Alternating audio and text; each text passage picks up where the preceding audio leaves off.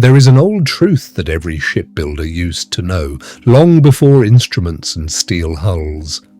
A ship with nothing in its belly does not survive a storm. Empty it of its ballast, that dense, unglamorous weight sitting low and out of sight, and the same vessel that once cut confidently through rough water will roll, list, and eventually capsize in the very wind it was built to withstand. The weight was never the enemy of the voyage, it was the condition for it. We tend to think of discipline the way an untrained sailor thinks of ballast, as dead weight. Something heavy we are forced to carry that slows us down, that has no reward of its own, that we would happily throw overboard if we could still stay afloat without it. We imagine the disciplined life as a smaller life, fewer indulgences, fewer spontaneous hours, a tighter, harder version of the self. But sit for a moment with a different question. Why is it that two people can want the same thing with the same intensity, the same health, the same peace of mind, the same repaired relationship, the same finished work, and only one of them actually arrives there? It is rarely a difference in how badly they wanted it. Desire is cheap. Almost everyone has it. What separates them is who was willing to carry the weight on the ordinary days, when no one was watching and no feeling of inspiration was present to make it easy. That weight is discipline. And today we are going to look at it honestly, not as punishment, not as the grim opposite of freedom, but as the ballast that keeps a life upright when the water gets rough. We will ask why it feels heavy in the beginning, why it must, and how, carried long enough, it stops feeling like weight at all and starts to feel like the thing that finally lets you stand up straight. This is the weight of discipline. Chapter 1. What discipline really is. Let us begin by discarding the version of discipline most of us were handed in childhood. For many of us, the word arrived wearing a uniform. It came attached to punishment, to a raised voice, a consequence, a correction after the fact. Discipline meant something was done to you because you had failed to control yourself. It is no wonder that decades later, the word still carries a flinch. But this was never what the word meant at its root. Discipline comes from the Latin disciplina, the same root as disciple. A disciple is not someone being punished. A disciple is someone who has chosen a teacher, a practice, a way of living, and has decided to follow it closely enough that it reshapes them. Discipline, in its oldest and truest sense, is not what is inflicted on the unwilling. It is what the willing choose to impose on themselves again and again in service of something they have decided matters. This distinction is not a small one. Punishment is something that happens to you. Discipline is something you do. The first is passive. The second is authorship. When you rise at the hour you said you would rise, when you close your laptop at the hour you said you would close it, when you speak to your spouse the way you resolved to speak even on the day you did not feel like it, you are not being punished by some outside force. You are keeping a promise, and the counterparty to that promise is yourself.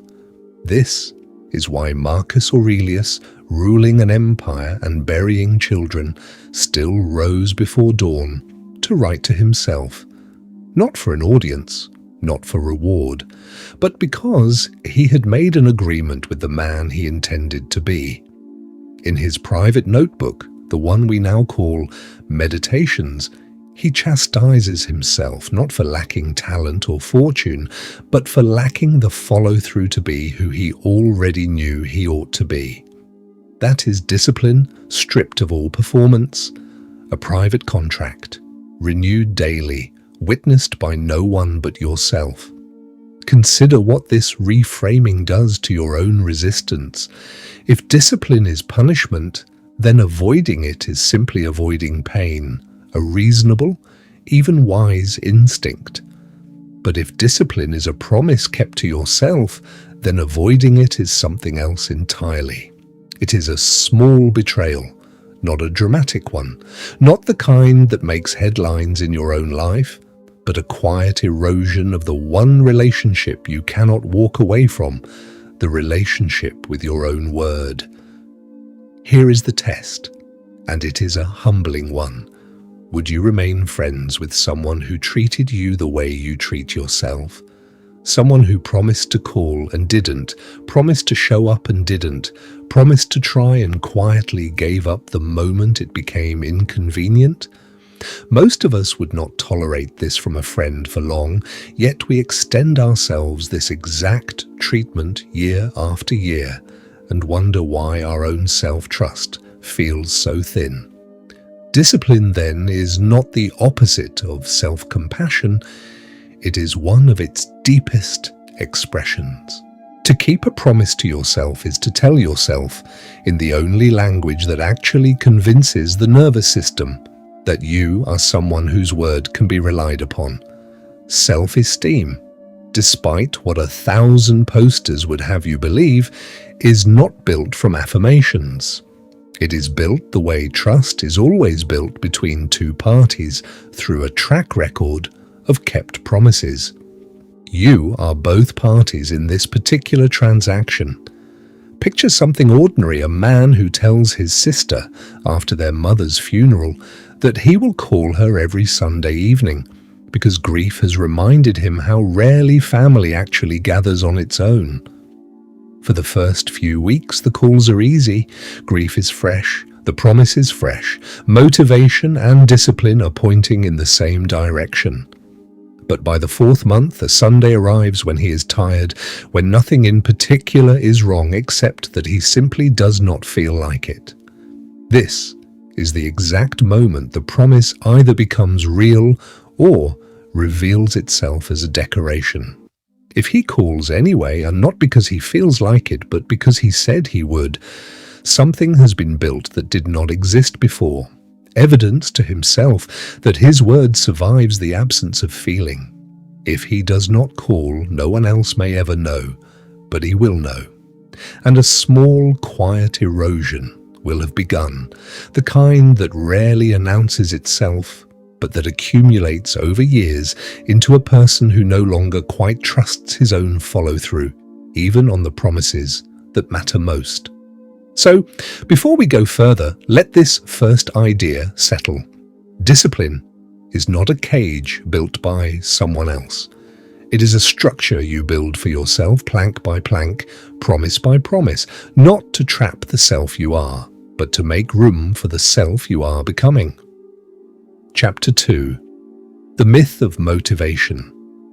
If discipline is a promise, motivation is a mood. And moods, by their very nature, are not built to last. Consider how you actually feel across a single week. There are mornings you wake and the day feels wide open, full of possibility. You could run 5 miles, write the difficult letter, have the honest conversation you've been avoiding. And there are other mornings, sometimes only hours later, when the same tasks feel like lifting a boulder with a spoon. Nothing about the tasks changed. What changed was the internal weather, the sleep, the blood sugar, the small disappointment from yesterday still lingering, the ordinary tide of human feeling moving in and out, as it always has and always will. The mistake, and it is one that an entire industry profits from, is believing that this internal weather is something you are supposed to fix before you can act. Wait for the feeling of motivation, we are told, and then the discipline will follow naturally, almost without effort. It is a seductive idea because it is partly true. Motivation does make action easier. The error is in the sequencing. We have quietly agreed to put motivation first and action second, when for almost the entire history of people who have actually built things worth building, the order runs the other way. The Stoics were unusually clear-eyed about this because they built their entire philosophy around one foundational distinction. Some things are within our power and some things are not. Epictetus, who began his adult life enslaved and ended it teaching Roman senators, put the boundary bluntly. Our opinions, our impulses, our desires, our actions are ours, our bodies, our reputations, our circumstances, and yes, our passing moods are not ultimately ours to command. Motivation lives on the wrong side of that line.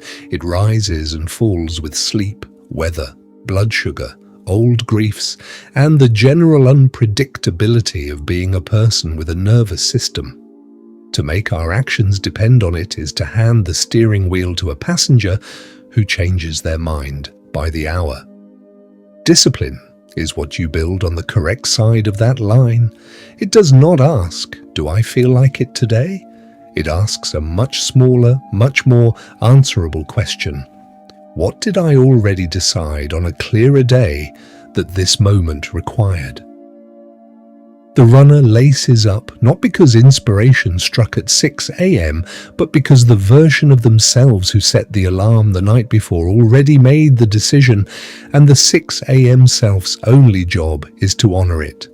This is, in a strange way, a kind of time travel, a gift from your past self to your present one, and eventually a gift from your present self forward to the person you have not yet become. There is real relief available here if you let yourself feel it. If discipline depended on motivation, you would be at the mercy of your own unpredictable moods for the rest of your life. Hoping, gambling, waiting for the right internal weather before you could become who you intend to be. But if discipline is instead a structure, a system, a set of small promises kept regardless of mood, then you are no longer gambling. You have simply removed the question of feeling from the equation of action. The feeling is welcome to show up or not. The action proceeds either way. This is not the same as suppressing feeling, and it is worth being precise here, because a philosophy that asked you to become numb would not be wisdom. It would be a slower kind of harm. You are still allowed to feel reluctant, tired, low, uncertain. Seneca himself wrote to a friend about his own restlessness, his own days that felt heavy for no clear reason. The Stoic response to a difficult mood was never pretend it isn't there. It was notice it and act anyway, because the action was never conditional on the mood in the first place. By the time you have kept 100 such promises against 100 uncooperative moods, something quiet but permanent has happened. You no longer wonder whether you'll follow through. You already know. And that knowledge, earned the slow way, through repetition rather than conviction, is worth more than any burst of motivation could ever be, because unlike motivation, it does not evaporate by lunchtime. Chapter 3. Why it feels heavy at first. Let us be honest about something the self-help shelves rarely admit. In the beginning, discipline really does feel heavy. This is not a sign that you are doing it wrong. It is closer to the opposite. Think of the last time you lifted something genuinely heavy for the first time. A piece of furniture, a bag of soil, a grandchild who has just discovered the joy of being carried. Your muscles complained immediately, not because something was wrong with your body, but because the load was, at that moment, greater than what your body had been asked to bear before. That complaint, the burn, the shake, the desire to put it down, is not damage. It is the exact mechanism by which the body decides to grow stronger. Without that resistance, there is no signal to adapt. The heaviness is not the obstacle to strength, it is the request for it. The mind works by the same logic, though we are far less forgiving toward it than we are toward a tired muscle. When you sit down to a task, you have decided matters: the manuscript, the difficult phone call, the walk you promised yourself, the meal prepared instead of ordered, and you feel resistance, a heaviness, an almost physical reluctance. This is not evidence that you have chosen the wrong path. It is evidence that you are standing at the exact edge of your current capacity, which is the only place growth has ever occurred for anyone in any domain in the whole of human history. There is a useful reframing available in this fact. We tend to interpret difficulty as information about the task. This must be the wrong thing for me, since it feels this hard. But difficulty is far more often information about your current edge than about the task itself. The same walk that exhausts you in your first month of trying will feel unremarkable a year later, not because the walk changed, but because you did. The heaviness was never a verdict. It was a measurement, taken at a single point in time, of a distance that closes with repetition. This is also why the earliest days of any discipline are, without exception, the most expensive. You are paying the full price of unfamiliarity. The mind has no worn path yet, no established groove, so every step must be carved fresh, consciously, effortfully. But the path does not stay this way. Neurologically, what begins as effortful and deliberate becomes, through repetition, closer to automatic. The heaviness is front-loaded. Almost no one tells you this honestly, which is why almost everyone quits in exactly the window where the cost is highest and the reward has not yet arrived to balance it. Consider too that a life without any weight in it at all is not actually a life of ease, it is a life of drift. A person who has organized their days around avoiding every form of discomfort typically does not report the deep contentment we might expect. They report something closer to a low, persistent restlessness, a sense that nothing quite matters, because nothing has required enough of them to matter. Weight, it turns out, is not only the price of growth, it is very often the ingredient that makes a life feel substantial, rather than weightless, in the worst sense of that word, insubstantial, thin, forgettable, even to the person living it. There is one more honest thing to say about this early heaviness, because it explains why so many capable, sincere people give up at almost exactly the same point. For a stretch of time that can feel unreasonably long, the effort you are investing and the results you can actually see refuse to match. You show up, you keep the promise, and the mirror, the bank balance, the relationship, the manuscript, appears almost unchanged.